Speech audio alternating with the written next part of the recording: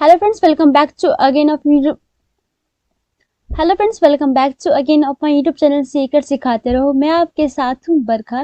आज की वीडियो में हम नोट्स के बारे में बात करेंगे। नोट्स जो हमारे पेपर हैं जिसका नाम है administration and public policy concept and theory. ठीक है, तो हमारे पास एक क्वेश्चन आता है जिसका जो क्वेश्चन बोलता है कि विकास प्रशासन के विभिन्न तत्वों की विवेचना कीजिए। ठीक है, तो यहाँ पे विकास प्रशासन यानी जो हमारा एडमिनिस्ट्रेशन का जो पूरा डेवलपमेंट है, पूरा उसका पूरा प्रोसेस है, उसके एलिमेंट यानी जो तत्व दे रखे हैं उसकी विवेचना इस प्रकार है। ठीक है, तो आप यहाँ पे ध्यान दीजिएगा, जब मैं बार बार अपने वीडियोस में बताती हूँ फ्लो चार्ट ऐड करने हैं, भूमिका यानी इंट्रो ऐड करना है, कंक्लूजन यानी निष्कर्ष ऐड करना है, की पॉइंट्स को लिखना है और उनको अंडरलाइन और उसको हाईलाइट भी करना है।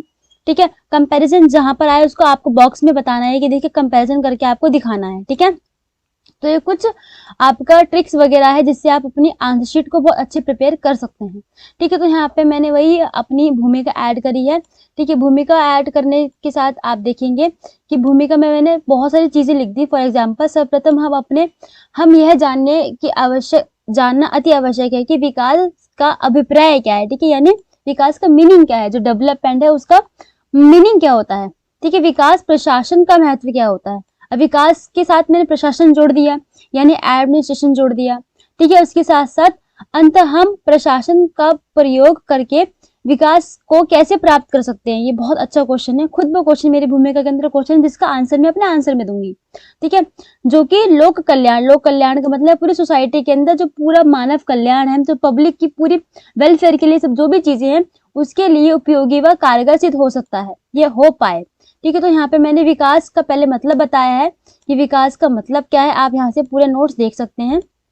ठीक है, पूरे विकास का मतलब क्या है, मल्टी डायमेंशनल है। क्या है मल्टी डायमेंशन मतलब विकास की अवधारणा एक से नहीं टिकी हुई, बहुत सारी जीडीपी के बारे में बात यहाँ पर होगी, तो आप यहाँ पे बात देख सकते हैं, या फिर स्क्रीनशॉट ले सकते हैं। ठीक है, या फिर आपको हैंड नोट्स बनाने हैं तो अप टू यू, वो भी आप बना सकते हैं। नेक्स्ट हम आगे बढ़े। नेक्स्ट मैंने टॉपिक लिया है विकास प्रशासन से अभिप्राय। पहले मैंने विकास को बताया था, अब मैंने विकास प्रशासन यानी डेवलपमेंट के अंदर मैंने किसको जोड़ दिया, एडमिनिस्ट्रेशन को जोड़ दिया। ठीक है, उसके बाद बात करेंगे हम कुछ विचारक यानी कुछ आपके ऑथर्स वगैरह स्कॉलर्स हैं उनके अकॉर्डिंग क्या है। ठीक है, विंडर के अकॉर्डिंग क्या है, क्या आपका विकास प्रशासन का मतलब क्या है। ठीक है, प्रोफेसर रिक्स के अकॉर्डिंग क्या है। आगे बढ़े तो आपका इनके अकॉर्डिंग क्या है। ठीक है, स्टोन के अकॉर्डिंग। उसके बाद है विकास प्रशासन का महत्व, वो कौन कौन सी इंपॉर्टेंस है जिसको लगता है कि जो भी मतलब कौन कौन सा महत्व है ऐसे। ठीक है, कौन कौन सी ऐसा इंपॉर्टेंस आप देख सकते हो कि इंपॉर्टेंट क्यों है, कौन जो आपका डेवलपमेंट एडमिनिस्ट्रेशन में। ठीक है, उसके बाद है पूरा मैंने इसमें पूरा बहुत सारे पॉइंट बना रखे हैं, देख सकते हैं आप। फर्स्ट पॉइंट ये है, पढ़ लीजिएगा। सेकंड पॉइंट ये है। ठीक है, थर्ड पॉइंट ये रहा, फोर्थ पॉइंट ये रहा। उसके बाद मैंने एक और टॉपिक ले लिया, नया टॉपिक जिसका नाम है विकास प्रशासन के विभिन्न तत्व। ठीक है, एलिमेंट्स जो क्वेश्चन में पूछा था। ठीक है, तो मैंने तत्व को लिया है पूरा। पहला तत्व क्या है, परिवर्तनशील। ठीक है, दूसरा तत्व क्या है, विकासात्मक प्रकृति।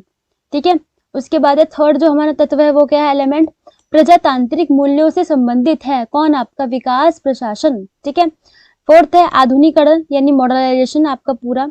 फिफ्थ है प्रशासनिक कुशलता। सिक्स्थ है आर्थिक विकास।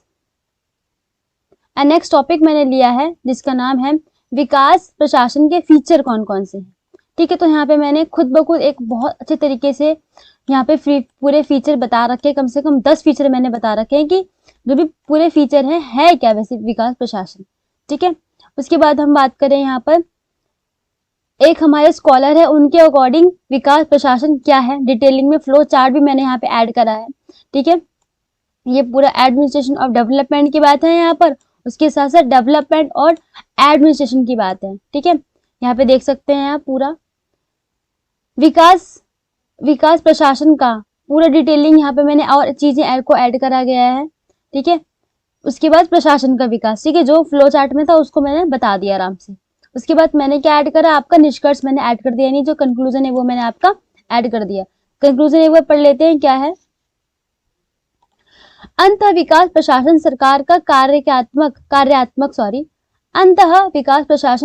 कार्यात्मक पहलू है जो आपके लक्ष्य मुख्य का मतलब है कि देखो बहुत सारे गोल सेटअप कर लेते हैं, उस गोल को हमको अचीव करना होता है, ठीक है। विकास प्रशासन केवल जनता के लिए प्रशासन नहीं है, बल्कि यह जनता के साथ कार्य करने वाला प्रशासन है, ठीक है। अंत में हम बात करेंगे विकास प्रशासन के मूल्य तत्वों को जानने का प्रयास किया जाए तो यह बहुत ज्यादा महत्वपूर्ण है, महत्व रखते हैं तथा किसी देश के विकास के लिए उपयोगी साबित होते हैं और किसी भी देश की शांतिशीलता को बहुत ज्यादा, निरंतरता और शांतिशीलता को बहुत ज्यादा दिखाता है, या उसके लिए बहुत ज्यादा इंपॉर्टेंट है, ठीक है। नेक्स्ट हमारा क्वेश्चन आता है लोक प्रशासन में हर्बर्ट साइमन। हर्बर्ट साइमन हमारा बहुत इंपॉर्टेंट टॉपिक है, ये रिपीटेड क्वेश्चन हमेशा आता देखने को मिल जाता है, ठीक है, हमेशा ही आता है। हर्बर्ट साइमन के तार्किक निर्णय निर्माण उपागम की व्याख्या किस प्रकार करनी चाहिए, वो चीजें हैं, ठीक है। तो यहाँ पे क्या है, हमारे पास जो पूरे भूमिका इंट्रो दिख जाते हैं, इंट्रो हम थोड़ा रीड कर देते हैं। इंट्रो क्या है कि देखो, व्यवहारवाद के प्रमुख प्रवर्तक हर्बर्ट साइमन, मैंने कुछ हर्बर्ट साइमन के बारे में भी कुछ बता रखा है डिटेल में। ने अपनी पुस्तक, इन्होंने किताब लिखी जिसका नाम है, इन्होंने अपनी किताब लिखी जो भी एडमिनिस्ट्रेटिव बिहेवियर, ठीक है, इनका किताब का नाम है।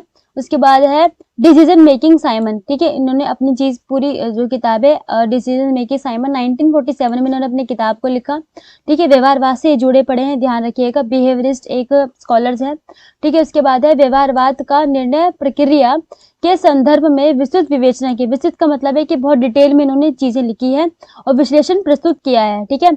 साइमन ने निर्णय प्रक्रिया को उच्च प्रशासकीय वर्ग तक सीमित रखा है, ठीक है। तो पूरी चीजें यहाँ पर कुछ मैंने डिटेल बताई है कि देखो हर्बर्ट साइमन का जन्म कहाँ का हुआ था, कुछ चीजें अमेरिका के अंदर हुआ था, वो आप आराम से देख लीजिएगा, ठीक है। उसके बाद है कि इन्होंने अपने चीजें को क्या क्या चीज करा, उन्होंने और कौन कौन सी चीजों को ऐड करा, ठीक है, ह्यूमन प्रॉब्लम वगैरह, ऑर्गेनाइजेशन वगैरह, ऑटोमन, जो भी चीजें हैं वो यहाँ पे देख सकते हैं, क्योंकि साइमन के बारे में डिटेलिंग है, तो साइमन के बारे में आप बताओगे, उनके विचार से पहले आप उनका पूरा एक बैकग्राउंड बताओगे कि साइमन, हर्बर्ट साइमन थे कौन आके, ठीक है।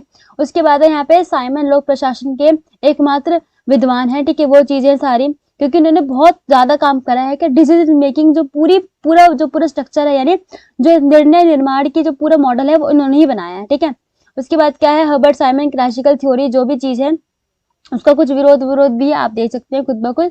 नेक्स्ट टॉपिक है हमारा साइमन के जो भी आपका डिसीजन मेकिंग का मॉडल का आधार क्या है, ठीक है, बेस क्या है, किसका बेस, जो पूरा मॉडल का बेस, कौन सा मॉडल, डिसीजन मेकिंग वाला मॉडल, ठीक है, किसने दिया भाई, हर्बर्ट साइमन ने दिया।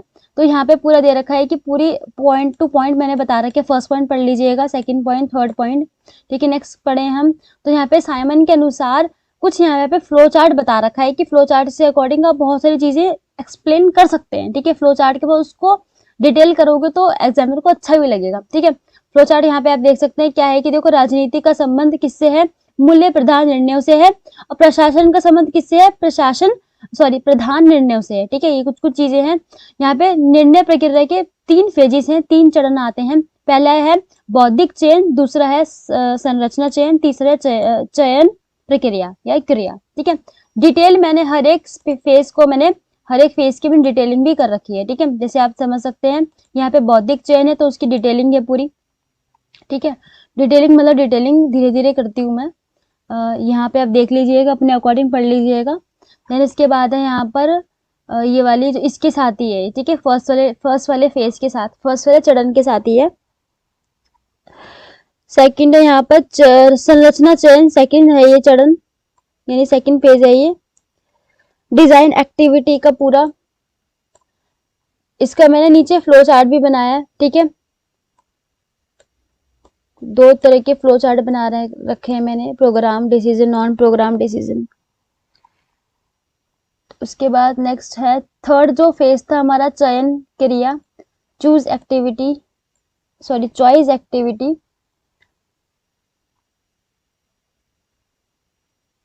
उसके बाद है 3 बाधाएं, इन्होंने अपने पूरी डिसीजन मेकिंग की चीजों में, पूरे मॉडल में, अब प्रॉब्लम तो आप हर किसी को फेस करनी पड़ती है, तो इन्होंने भी कोई प्रॉब्लम फेस करी है। वो कौन कौन सी प्रॉब्लम्स है, 3 प्रॉब्लम्स मेन है। जानकारी का अभाव होना मेन चीज है भाई। उसके बाद क्या है, आंकड़ों की कमी, डाटा बहुत है ही नहीं इकट्ठा, सर्वे वगैरह जो भी चीजें सारी, ठीक है, आराम से देख सकते हैं। उसके बाद स्वीकृति की समस्या, ठीक है, स्वीकृति की समस्या कॉमन चीजें सबके साथ होती है। तो ये ऐसी चीजें मतलब आप नॉर्मल ना हर अपने रियल लाइफ के एग्जाम्पल से भी लिंक कर सकते हैं, ठीक है। नेक्स्ट हम बात करेंगे निष्कर्ष के बारे में। निष्कर्ष की स्टार्टिंग मैंने क्रिटिसिज्म से करी, आलोचना से करी है, देख सकते हो तुम, ठीक है। चीजें अच्छी से दे रखी है, पूरा ये मेरे ही हैंड नोट से देखा जाए तो यहाँ पे पूरा देख सकते हैं आप। पूरा अंत पढ़ लेते हैं थोड़ा सा, ठीक है। अंत की बात करेंगे। अंत यह व्यक्तिगत रूप से तार्किक होना, यदि वह निर्णय व्यक्ति के उद्देश्यों के से निर्देशित हो, ठीक है, मतलब एक निर्देशित वे में हो। व्यक्तिगत तार्किक, तार्किक का मतलब है आपका इंटेलिजेंट, आप क्या समझते हो, आएगा आपके आईक्यू लेवल कितना है, ठीक है। जो भी चीजें सारी उसको इफेक्ट करता है। और आलोचना भी हुई है, यानी हम देखो आलोचना का मतलब है क्रिटिसिज्म। क्रिटिसिज्म सबका होता है, ये है कि कोई भी एक अच्छा ऑथर है उसका क्रिटिसिज्म नहीं होगा, सबको क्रिटिसिज्म यानी जो आलोचना है सबको फेस करनी पड़ती है, ये नॉर्मल चीज है, ठीक है। तो होप्स आपको वीडियो पसंद आई होगी, अगर हाँ तो वीडियो को लाइक करिए, शेयर करें, देन चैनल को सब्सक्राइब एंड सपोर्ट करें। Thank you for watching this video, मिलते हैं नेक्स्ट वीडियो में।